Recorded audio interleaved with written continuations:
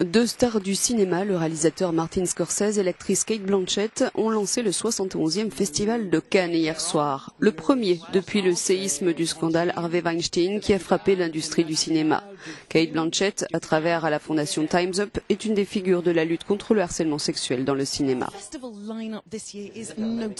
La programmation du festival est visiblement à court de grands noms cette année, explique notre envoyé spécial. Et l'un de ses habitués de la croisette, Harvey Weinstein, ne se montrera pas. Tous les yeux sont tournés sur la façon dont le festival répond au mouvement MeToo que le scandale Weinstein a provoqué. Ajoutez à cela l'exclusion et le boycott de Netflix et on craint que Cannes ne perde de son aura.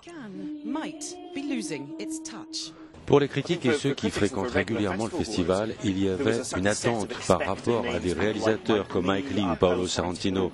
Au lieu de cela, la compétition accueille des tas de nouveaux noms qui ne sont pas immédiatement et forcément familiers aux fans du cinéma mondial. Ceci fait de la compétition un territoire inconnu et cela rend les choses incroyablement excitantes. Cannes a été l'un des théâtres privilégiés des agissements d'Harvey Weinstein. Alors cette année, les organisateurs ont mis en place un numéro de téléphone pour toute victime ou témoin de harcèlement sexuel. Un mot d'ordre, comportement correct exigé. L'industrie du film dans son ensemble arrive à un moment très particulier. Tous ces problèmes brûlants qui sont dans l'air et auxquels il va falloir trouver des réponses vont se manifester ici en premier d'une certaine manière.